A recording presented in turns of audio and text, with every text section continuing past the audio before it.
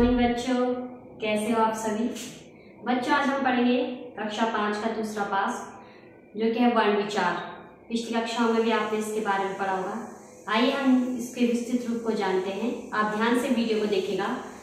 पाठ का नाम है वर्ण विचार। वर्ण, सबसे पहले हम इसकी परिभाषा देख लेते हैं।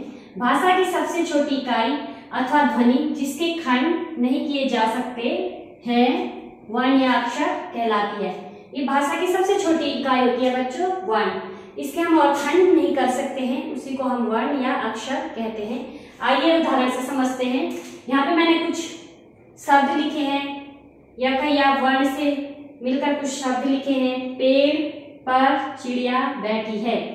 तो जब मैं इसका विच्छेद करूंगी पेड़ का, तो प पे हलन, धन, इस पे एक ही मात्रा दिख रही है, ए, धन, र पे आ रहा है कि नहीं आ रहा है। ये मैंने इसका क्या कर दिया है, वर्ण विच्छेद, यानी कि वर्णों को मैंने क्या कर दिया, अलग अलग लिख दिया है। दिख रहा होगा यहाँ पे आपको कि मैंने अलग अलग वर्ण लिख दिए हैं। वैसे ही पर को भी मैंने तोड़ दिया है। प हलन, धन, अ, धन, र हलन, अ, र के पीछे आ रहा है। वैसे ही ची च हलन छोटी ई है, छोटी की मात्रा आई। र पे हलन छोटी की मात्रा, और य हलन उस पे आ, यानी कि आ की मात्रा। बैठी, इसको भी हम तोड़ेंगे। ब पे आई की मात्रा ऊपर से लगी है। धन, ठ पे हलन, ठी बड़ी की मात्रा, और है पे हलन, धन, आई। ये मैंने बच्चों इनका वर्ण विच्छेद कर दिया है। अगर मैं चाहूं कि मैं इसके टुकड़े और करूं, इस वर्ण को मैंने ऐसे तोड़ा, मैं चाहूं कि मैं इसको और तोड़ूं, तो मैं इसको अब अधिक नहीं तोड़ सकती हूँ। यही भाषा का क्या है, सबसे छोटा रूप है, जिसके हम और टुकड़े नहीं कर सकते हैं। आगे अगर समझ, भाषा की सबसे छोटी इकाई अथवा ध्वनि, ये भाषा की सबसे छोटी इकाई है या ध्वनि जिसके खंड नहीं किए जा सकते। अब हम इसके और खंड नहीं कर सकते हैं, इसी को हम क्या कहते हैं, वर्ण या अक्षर, यानी कि इनको ही हम क्या कहते हैं, वर्ण या अक्षर।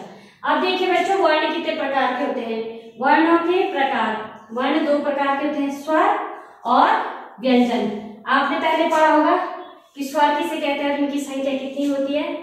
मैं बता दूं आपको स्वर किसे कहते हैं। स्वर वो स्वरों की संख्या होती है 11। बच्चों, स्वर की परिभाषा देख लेते हैं। जिन वर्णों का उच्चारण अन्य किसी वर्ण की सहायता से नहीं किया जाता है, उन्हें हम क्या कहते हैं, स्वर। इनकी संख्या कितनी होती है, 11 होती है, और ये अ से लेकर आओ तक होती है, यानी कि अ, आ, ई जब हम बोलते हैं तो बिना अन्य वर्ण की ध्वनि की सहायता से इन वर्णों का हम उच्चारण करते हैं। आइए बच्चों, जानते हैं कि स्वर कितने प्रकार के होते हैं या इसके कितने भेद होते हैं। आपको पता तो चल गया कि स्वर किसे कहते हैं और इनकी संख्या 11 होती है। अब देखिए, स्वर के 3 भेद हैं, मतलब 3 प्रकार के स्वर होते हैं। ह्रस्व स्वर, दीर्घ स्वर और प्रलुप्त स्वर। अब सबसे पहले देखते हैं हम ह्रस्व स्वर किसे कहते हैं। जिन वर्णों के उच्चारण में कम समय लगता है उसे ह्रस्व स्वर कहते हैं।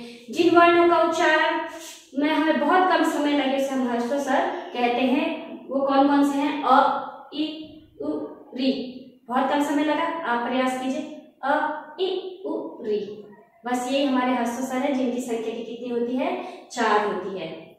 अब उसके बाद है दीर्घ स्वर। जिन वर्णों के उच्चारण में ह्रस्व की अपेक्षा अधिक समय लगता है। अब इनकी वर्णों के उच्चारण, मतलब हम जब इनको बोलेंगे, इनमें ह्रस्व स्वर से अधिक क्या लगेगा, समय लगेगा। देखिए, आ लगा, अ ह्रस्व स्वर है, और आ दीर्घ स्वर। बड़ी, बड़ा उ, ए, आई, ओ, आओ, इसमें अधिक समय लगा कि नहीं लगा।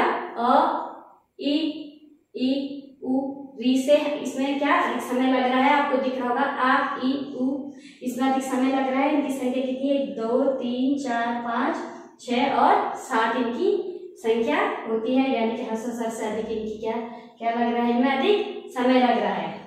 अब देखते हैं प्रलुप्त स्वर। ये भी एक वो है। जिन वर्णों के उच्चारण में ह्रस्व स्वर से 3 गुना अधिक समय लगता है। अब इन वर्णों के उच्चारण में 3 गुना अधिक समय लगता है ह्रस्व स्वर की अपेक्षा। अ, इ, उ, री से अधिक समय लगता है इन वर्णों में। अब देखिए बच्चों, ये वर्ण कौन से हैं। स्वर को मतलब इस प्रमुख शब्द को हम किससे प्रदर्शित करते हैं, ये चिन्ह से। कहीं कहीं पे आपको ऐसा मिलेगा, कहीं पे आपको ऐसा मिलेगा, दोनों ही सही है।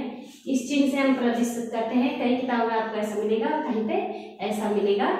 दोनों ही प्रकार से होता है। देखा होगा आपने ओम कई जगह लिखा होता है, ओम, राम, इस प्रकार के शब्द देखे होंगे। बीच में हो रहा है कि नहीं हो रहा है इसका प्रयोग।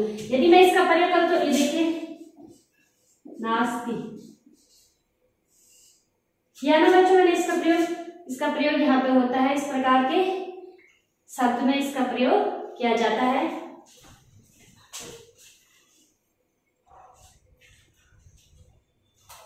ये देखिए आपने कहीं कहीं पे ऐसा चिन्ह होगा या इस प्रकार से, या ऐसे भी हो सकता है, मतलब 3 गुना अधिक समय लगता है। कई बार आपने देखा होगा इस प्रकार से लिखा होता है। ये सारे ही सही है। ये सब क्या है, प्रमुख शब्द है। ये उसका चिन्ह है कि इस प्रकार से शब्दों को प्रदर्शित किया जाता है।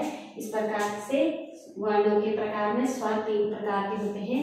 आगे हम देखेंगे कि व्यंजन कितने प्रकार के होते हैं। अब हम देखेंगे वर्ण का दूसरा पेज जो कि है व्यंजन। आप पिछली कक्षा में पढ़ा होगा कि व्यंजन किसे कहते हैं। जिन वर्णों को स्वर की मदद से बोला जाता है या जिनके उच्चारण में स्वर वर्णों की मदद लेनी पड़ती है, उन्हें हम व्यंजन कहते हैं। इनकी संख्या 33 होती है, क ख से लेकर ह तक। आइए बच्चों हम देखते हैं कि किस किस प्रकार से इन्हें किस किस वर्ग में रखा गया है। सबसे पहले मैंने यहाँ वर्ग लिखा है, क वर्ग, च वर्ग, ट वर्ग, त वर्ग, प वर्ग लिखा है। फिर मैंने इधर उच्चारण स्थान रखा है। क वर्ग क्यों कहते हैं, क्योंकि सबसे पहले क है इसलिए इसको क वर्ग में रखा गया है। च वर्ग यानी कि च, इसी प्रकार से सभी को वर्गों में बांटा गया है। अब देखिएगा बच्चों उच्चारण स्थान, आपको पता ही है कि हम इनका उच्चारण स्थान अलग अलग तरीके से करते हैं। जैसे क बोले क, ख, ग, घ, ग। कंठ, कंठ क्यों बोला गया है, कंठ मतलब आपका गला। जब आप घर में बोले क, ख, ग तो आवाज कहाँ से, उच्चारण स्थान कहाँ से आ रहा है, आपकी कंठ से यानी कि गले से ये वर्ण का उच्चारण होता है, इसलिए इसको क्या बोलते हैं, कंठ। इनका उच्चारण स्थान कहाँ से होता है, कंठ से, क वर्ग का। अब देखते हैं च वर्ग का, च, छ, ज, झ, य। इसका कहाँ से होता है, तालु। इसका उच्चारण स्थान का है तालु। आपका मुंह है अंदर की तरफ, ऊपर का स्थान खाली भाग होता है जहाँ की हमारी जीभ टकराती है। ये आपको घर पे प्रैक्टिस कीजिएगा। ऊपर का स्थान होता है खाली, उसको बोलते हैं तालु। इसलिए जब हम च, छ, ज हमारी जीभ कहाँ टकरा रही है, ऊपर तालु पे, इसलिए इसको कौन से, इनका उच्चारण स्थान कहाँ से है, च, छ, ज, छ, य। ये तालु से होता है, इसलिए इनका उच्चारण स्थान है तालु और इनको रखा गया है च वर्ग में, इन सब का उच्चारण स्थान। अब ट वर्ग में जो बच्चों आते हैं उनका स्थान है मूर्धा। इनके स्थान ट, ठ, ड, ढ, ण। आप बोलिएगा मूर्धा किसे कहते हैं, तालु का जो मैंने बताया आपको, मुख का ऊपरी भाग अंदर से और आपके आगे के दांतों के हिस्से के बीच के स्थान को मूर्धा कहते हैं।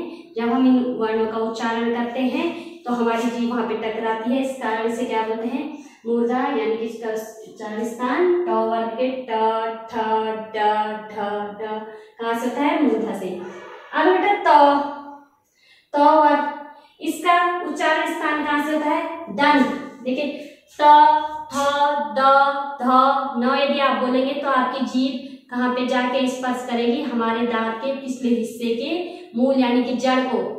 आप घर में प्रैक्टिस कीजिएगा तब आपको पता चलेगा कि किस कारण से इसे दंत कहते हैं, क्योंकि दांत पे टकराती है जीभ, इसलिए उच्चारण स्थान वहां से होता है, इसलिए कहते हैं इसको दंत से, इसका उच्चारण स्थान होता है।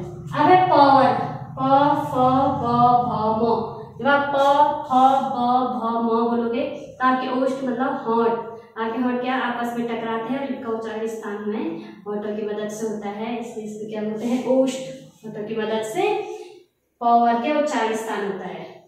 अगला है बेटा अंतस्थ व्यंजन, य, र, ल, व। अंतस्थ मतलब अंत में, यहाँ से हो रहा है बोले य, र, कंठ से भी हो रहा है, क, ख कंठ से होता है, उससे नीचे य, र, ल, व, इसलिए इनका अंतस्थ व्यंजन इसे बोला गया। अंत में इनका उच्चारण होता है अंतस्थ व्यंजन। ऊष्म व्यंजन, स, स, स, ये क्या है, ऊष्म व्यंजन। जब हम इनको बोलते हैं तो हमारे मुख से क्या आती है, ऊष्मा निकलती है, इसलिए हम इनको ऊष्मीय व्यंजन कहते हैं, क्योंकि जीभ हमारे मुंह में इसका घर्षण होता है जिस कारण से कि ऊष्मा उत्पन्न होती है, इसलिए इन तीनों सौ को क्या कहते हैं, उसमें व्यंजन।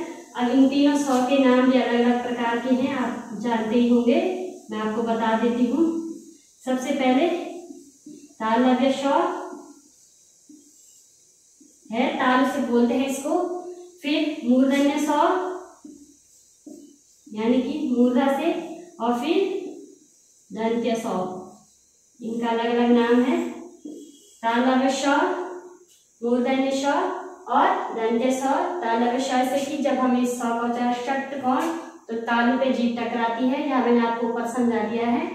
मूर्धन्य श सलजम, यहाँ पे सलजम आएगा, यहाँ पे आएगा षट्कोण, यह है मूर्धन्य श, हमारी मूर्धा पे टकराती है। और से यह दंत्य स, दांतों के पीछे ऊपरी स्थान में इसका उच्चारण होता है, इसलिए से दंत्य स कहते हैं। इस प्रकार से इन तीनों का अलग अलग स्थान है, इसलिए इनका नाम अलग अलग है। अब है अन्य व्यंजन ड ड ढ, यह है इनके नीचे से क्या है, बिंदु लगी हुई है, समझ लीजिए बच्चों आप। नोट, र ड वर्ण कभी भी शब्द के आरंभ में प्रयोग नहीं होते हैं, ये दोनों वर्ण शब्द के मध्य या अंत में आते हैं। ये दोनों शब्द हैं बेटा, कोई से भी शब्द हो प्रारंभ में आप कभी नहीं सुनोगे, मध्य और अंत में होता है। देखिए मध्य में हुआ सड़क, हुआ बीच में हुआ पढ़, अंत में हुआ, प्रारंभ में नहीं हुआ। अगर यदि मैं इसको कर दूं रख, तो ये गलत है, इसलिए इसका प्रयोग या तो शब्द के अंत में होता है या तो मध्य में होता है। ये आप याद रखिएगा, आपको इस समझ में आ गए होंगे कि क्यों क्यों इनको इस वर्ग में रखा गया है और कहाँ कहाँ से इनका उच्चारण होता है। व्यंजन के बाद हम देखते हैं संयुक्त व्यंजन। देखिए बच्चों, संयुक्त व्यंजन किसे कहते हैं, आप ध्यान से सुनिएगा। संयुक्त व्यंजन दो विभिन्न व्यंजनों के मेल से जो वर्ण बनते हैं उसे संयुक्त व्यंजन कहते हैं। दो विभिन्न व्यंजनों के मेल से, अब ये देखिएगा मैंने यहाँ पे कुछ वर्ण लिखे हैं, अक्षर त्र ज्ञ श, ये दो विभिन्न वर्णों के मेल से बनते हैं। देखिए कैसे, अक्ष मतलब अक आ रहा है ना, क अक श, ये क्या है, दो विभिन्न व्यंजन, दो व्यंजन है, उसके मेल से क्या बन गया, अक्ष। वैसे त्र को लिखेंगे हम तो पे हलन त्र, तब क्या बन गए त्र। फिर है ज्ञ, ज हलन ज्ञ, फिर बन गया श, स्र आ रहे हैं सब में दो दो व्यंजन, और उसके मेल से यानी कि उसको मिला के क्या बन रहा है, एक नया वर्ण अक्ष त्र ज्ञ श। आप समझ गए होंगे कि संयुक्त व्यंजन किसे कहते हैं, दो व्यंजनों के मिलने से जो नया व्यंजन बनता है, नया वर्ण बनता है, उसको क्या कहते हैं, संयुक्त व्यंजन। अब देखते हैं द्वित व्यंजन, ये किसे कहते हैं, एक जैसे व्यंजनों से बने व्यंजनों को द्वित व्यंजन कहते हैं। अब एक जैसे दो व्यंजन होंगे, उनको जब हम मिला देंगे तो उनसे जो शब्द बनेगा उसी को हम क्या कहेंगे, द्वित व्यंजन। अब देखिए बेटा, म हलन म, तो ये मम हो गया, आगे वाला अक्षर पूर्व वाला पहला वाला आधा हो जाएगा ये वाला, और पीछे वाला ऐसे रहेगा। उदाहरण में समझते हैं, जैसे मैंने उदाहरण चम्मच आ गया ना बीच में, म, इसी को कहते हैं द्वित व्यंजन। जो एक जैसे व्यंजनों से मिलकर जो व्यंजन बनता है उसे द्वित व्यंजन कहते हैं। इन दोनों को मिला के कौन सा व्यंजन बना, ये व्यंजन बना, उससे ये शब्द बना चम्मच और अम्मा। वैसे ही जौ हलन धन जौ, तो ये जौ हलन ये आधा हो गया पूर्व वाला, और बाद वाला वर्ण वैसा ही रहा जैसे कि वो पहले था, ये यहाँ पे आ गया और ये यहाँ पे आ गया। इससे क्या बन गया, इन दोनों से एक नया वर्ण बना जौ जौ, इससे शब्द ने लज्जा और सज्जा। अब बच्चा आगे चलते हैं संयुक्ताक्षर किसे कहते हैं, दो अलग अलग व्यंजनों के मिलने से बने अक्षर संयुक्ताक्षर कहलाते हैं। अब यहाँ पे दो अलग अलग क्या बनेंगे, दो अलग अलग, यहाँ पे तो एक जैसे थे ना, और यहाँ पे अलग अलग। उदाहरण से समझिएगा, च और छ को मिला दिया हमने, च और छ, च हलन धन छ, च को हमने आधा कर दिया, पूर्व का पद आधा रहेगा और बाद वाला छ वाला वर्ण वैसा ही रहेगा। तो ये क्या गया, स्वच्छ बन गया ना। यहाँ पे एक साथ मिला दिया हमने, दो अलग अलग व्यंजनों को मिला दिया एक साथ, अक्षर बन गया स्वच्छ और अच्छा। अगला बच्चा ख और य, पूर्व पद आधा हो जाएगा ख, और जो दूसरा पद है यानी कि दूसरा वर्ण है, पहला वर्ण आधा हुआ, दूसरा वर्ण य था, य इन दोनों को ख, तो ये संख्या बन गया। यहाँ पे दो अलग अलग व्यंजन मिल गए। वैसी ख्याल, ख्यालो। आशा करती हूँ बच्चों आपको ये ढंग से समझ में आ गया होगा ये पाठ, वर्ण विचार कि किस प्रकार से वर्ण, फिर वर्ण किस प्रकार से होते हैं, फिर व्यंजन क वर्ग च वर्ग किस प्रकार से बांटा गया है, और अंत में संयुक्त व्यंजन, द्वित व्यंजन और संयुक्त व्यंजन किसे कहते हैं आप समझ गए होंगे। धन्यवाद।